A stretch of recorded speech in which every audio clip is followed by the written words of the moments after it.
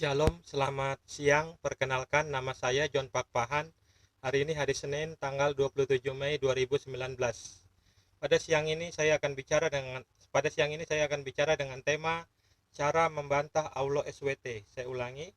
Pada siang ini saya akan bicara dengan tema cara membantah Aulo SWT. Mari kita mulai. Cara membantah Aulo SWT.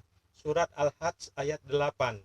Dan di antara manusia ada orang-orang yang membantah tentang Allah tanpa ilmu pengetahuan, tanpa petunjuk, dan tanpa kitab atau wahyu yang bercahaya. Surat Luqman ayat 20.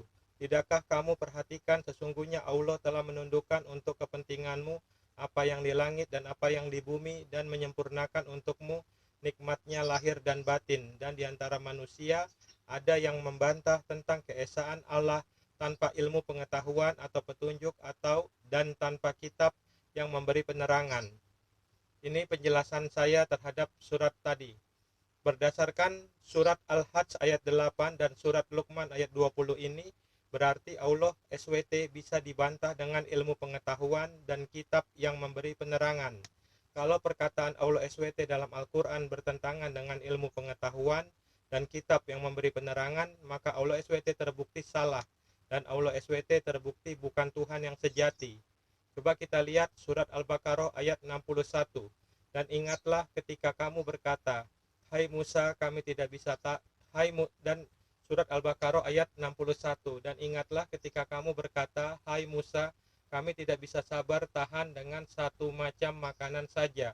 Sebab itu mohonkanlah untuk kami kepada Tuhanmu, agar dia mengeluarkan bagi kami dari apa yang ditumbuhkan bumi, yaitu sayur mayurnya, ketimunnya, bawang putihnya, kacang adasnya, dan bawang merahnya. Musa berkata, maukah kamu mengambil yang rendah sebagai pengganti yang lebih baik? Pergilah kamu ke suatu kota, pasti kamu memperoleh apa yang kamu minta. Lalu ditimpakanlah kepada mereka nista dan kehinaan, serta mereka mendapat kemurkaan dari Allah. Hal itu terjadi karena mereka selalu mengingkari ayat-ayat Allah dan membunuh para nabi yang memang tidak dibenarkan. Demikian itu terjadi karena mereka selalu berbuat durhaka dan melampaui batas. Ini penjelasan saya terhadap surat Al-Baqarah ayat 61 ini. Keterangan, surat Al-Baqarah ayat 61 ini adalah bukti nyata kebodohan dan kebohongan Allah SWT dalam Al-Quran. Saya ulangi sekali lagi. Surat Al-Baqarah ayat 61 ini adalah bukti nyata kebodohan dan kebohongan Allah SWT dalam Al-Quran. Allah SWT mengatakan dalam ayat ini bahwa ada nabi-nabi atau para nabi yang dibunuh oleh orang-orang Yahudi bangsa Israel sebelum Nabi Musa alaihissalam. Benarkah demikian?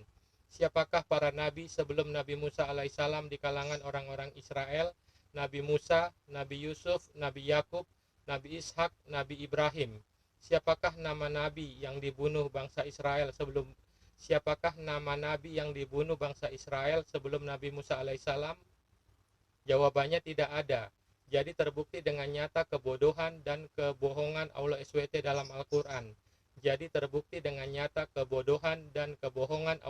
dalam Al-Quran. Karena Allah SWT terbukti bodoh dan berbohong dalam Al-Quran, maka Allah SWT tidak layak disembah sebagai Tuhan. Karena Tuhan yang sejati tidak mungkin bodoh dan berbohong. Terima kasih. Shalom. Tuhan Yesus Kristus memberkati.